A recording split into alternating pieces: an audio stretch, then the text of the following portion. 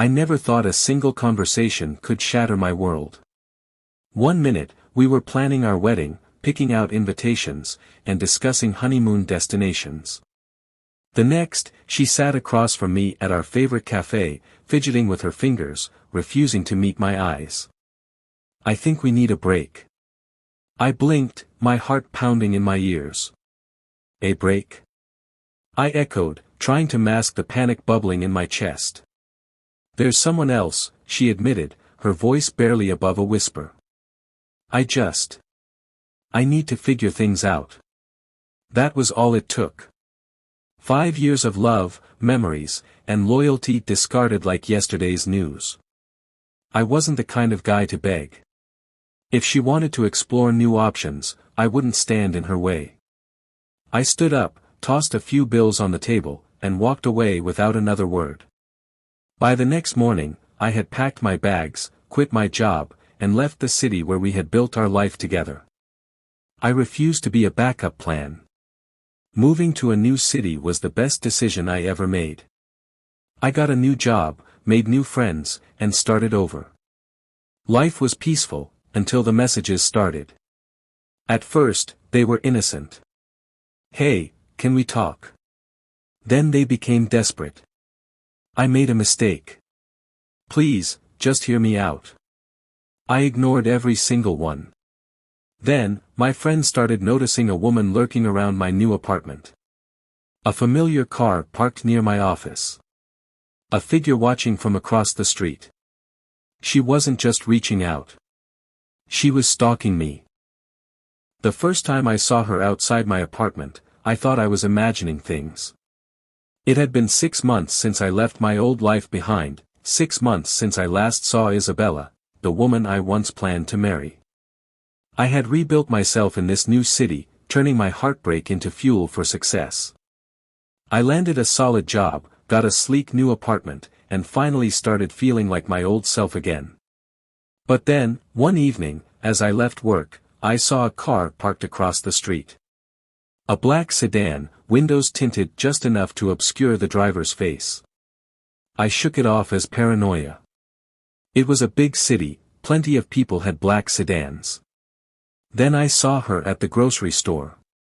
I was reaching for a carton of milk when I caught a glimpse of her, standing 2 aisles away, peering at me from behind a shelf of canned goods.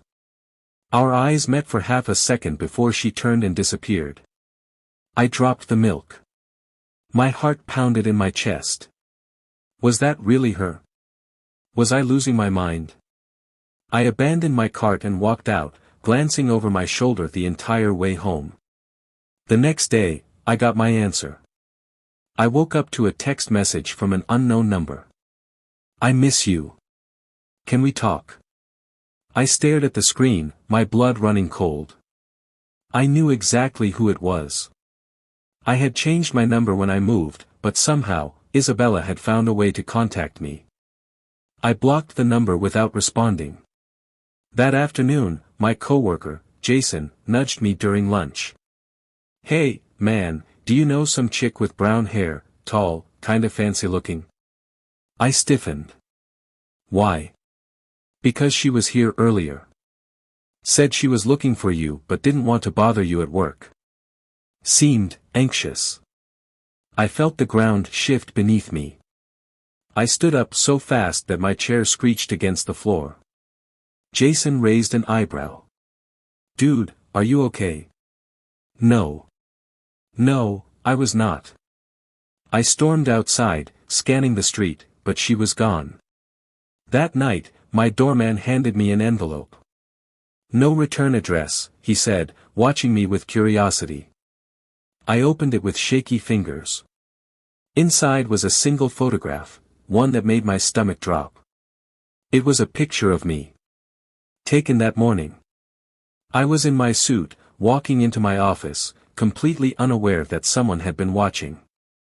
On the back of the photo, in her delicate handwriting, was a single word. Please. I clenched my jaw, crumpled the photo, and threw it into the trash. I wanted nothing to do with Isabella. But she wasn't giving me a choice. Every time I closed my eyes, I saw that photograph. The way it captured me in a moment of unguarded normalcy, a reminder that even in my new city, in my fresh start, I was still being watched. I told myself that blocking her number would be enough. That ignoring her messages, her presence, her silent pleas would make her give up and disappear. I was wrong.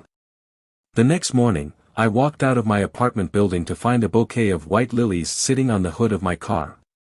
I froze. There was no note. No explanation.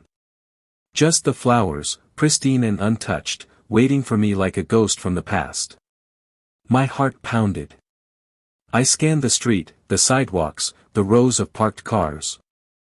She had been here that I grabbed the bouquet and threw it into the nearest trash can before driving to work, my fingers gripping the steering wheel so tightly my knuckles turned white. I was being hunted. And I didn't know what she wanted. By the time I got to work, I was shaking with frustration. I needed to do something. "Hey, man, you look like hell." I looked up to see Jason leaning against my office door, his arms crossed. "Long night," I muttered, running a hand through my hair. "You sure it's just a long night?" he asked. "Because that same chick came by again. You seriously don't want to talk to her?" My stomach twisted. "She was here." "Yeah. She asked if she could wait for you. Told her you were busy, but she didn't seem too happy about that. Left a message, though." Jason held out a small, neatly folded piece of paper. I hesitated before taking it, my fingers trembling slightly as I unfolded it. "We need to talk. Just once. Please. You owe me that much." I let out a humorless laugh. I owed her. She was the one who had asked for a break. She was the one who chose someone else. She was the one who shattered everything we had built together. I owed her nothing. Without a word, I crumpled the note and tossed it into the trash. Jason whistled.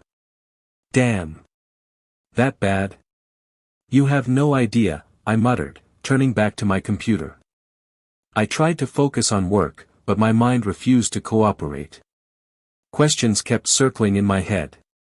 Why was she doing this? Did things with the new guy not work out? Did she suddenly realize she had made a mistake?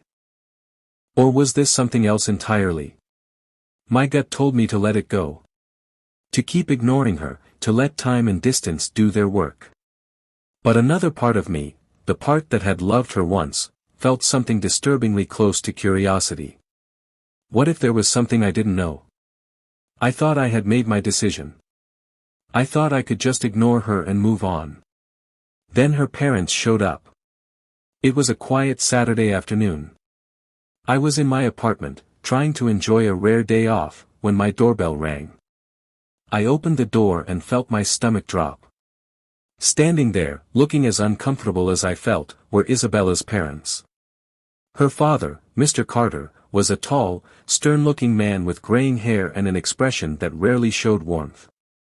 Her mother, Mrs. Carter, was petite, always well-dressed, and perpetually trying to smooth over the cracks in her perfect family. I hadn't seen them since before the breakup. I gripped the edge of the door. "What are you doing here?" Mr. Carter cleared his throat. "We need to talk." "There's nothing to talk about," I said, already stepping back to close the door. "Please," Mrs. Carter cut in, her voice soft but insistent. "It's about Isabella." I hesitated. I didn't want to hear about Isabella. I didn't want to hear excuses, justifications, or apologies. But I also knew that if they had tracked me down and shown up at my doorstep, this wasn't just a casual visit. I sighed and stepped aside. "Make it quick." They walked in, looking around the apartment as if trying to measure how much of my old life was still present. I didn't offer them a seat. "What do you want?" I asked, crossing my arms. Mr. Carter exhaled slowly. "We owe you an apology." I raised an eyebrow. "For what?" "For not stopping her," he said. "For letting her make the biggest mistake of her life." I swallowed hard. I hadn't expected that. Mrs. Carter stepped forward, her eyes filled with something dangerously close to guilt. She thought she was in love with someone else, she admitted. But he wasn't what she thought he was. He used her. Lied to her. And when he was done, he left her with nothing. A bitter laugh escaped me. So now that she's been burned, she suddenly remembers me. Mrs. Carter flinched at my words. It's not just that, Mr. Carter said. She's not the same girl you knew. She's broken. And she's not handling it well. Not my problem, I said coldly. Mrs. Carter's eyes pleaded with me. She needs closure. She had her closure when she chose someone else, I snapped. Silence filled the room. Mr. Carter sighed. We're not asking you to take her back. We're just asking you to talk to her. Let her explain. I shook my head. I moved on. She needs to do the same. Mrs. Carter opened her mouth to argue, but Mr. Carter placed a hand on her arm. Let's go. She hesitated before nodding. As they walked to the door, Mrs. Carter turned back one last time. She's not well, she whispered. If you ever loved her, even a little, please don't let this be the end of her story. Then they were gone. I closed the door and leaned against it, my heart hammering in my chest. I didn't owe Isabella anything. But for the first time since she had reappeared in my life, I felt something other than anger. I felt doubt.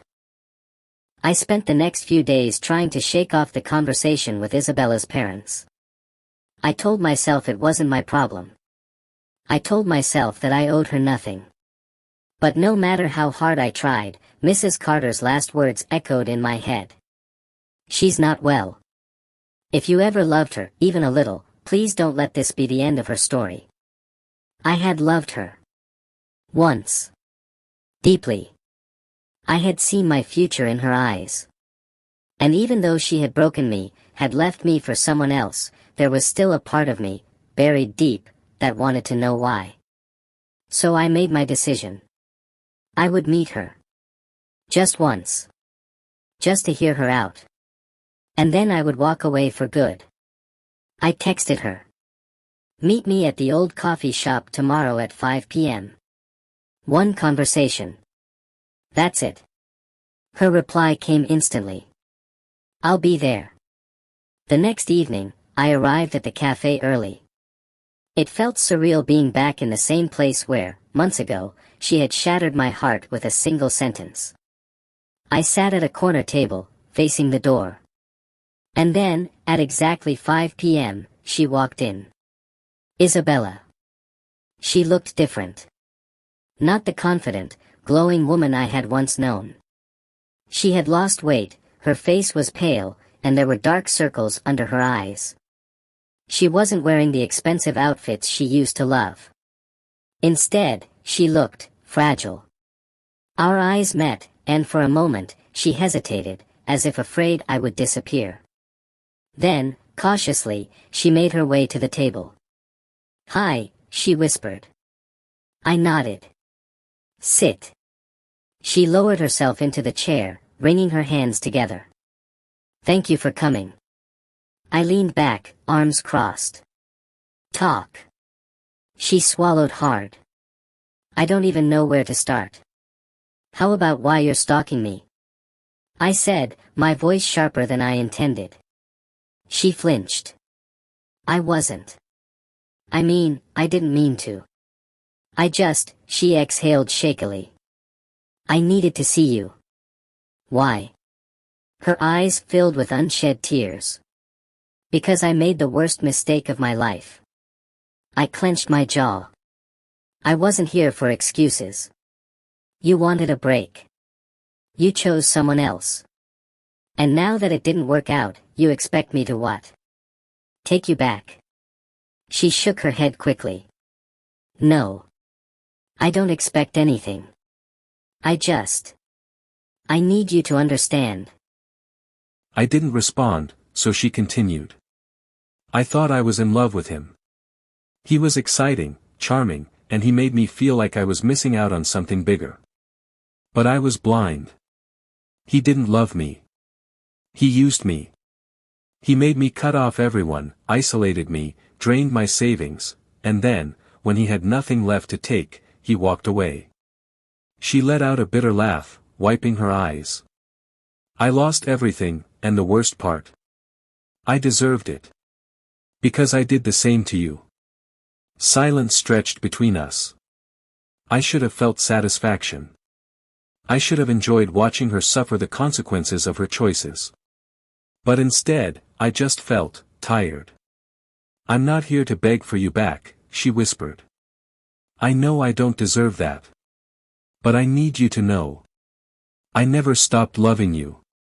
And I hate myself for realizing it too late. I let out a slow breath, running a hand over my face. Isabella, what do you want from me? She looked up, her eyes red. I don't know. I just wanted to see you. To say I'm sorry. To tell you that if you hate me, I understand. But if there's even a chance, even the smallest chance, that we can start over, I'd do anything to make it right. I studied her. This woman who had once been my everything, now sitting before me, broken and full of regret. Could I ever forgive her? Could I trust her again? Part of me wanted to walk away, to leave her in my past where she belonged. But another part, one I had tried to silence, still ached for her. Still wanted to believe that maybe, just maybe, we could find our way back. I exhaled. I don't know if I can ever forget what you did. She nodded, tears slipping down her cheeks. I don't expect you to. But I'll spend the rest of my life proving to you that I'm not that person anymore. A long silence stretched between us. Then, finally, I spoke. One step at a time. Her breath hitched. Does that mean? I nodded slowly. We can try. But no promises. A sob of relief escaped her, and for the first time in a long time, I saw the hint of a smile on her face. I wasn't sure where this road would lead. But for now, I was willing to find out.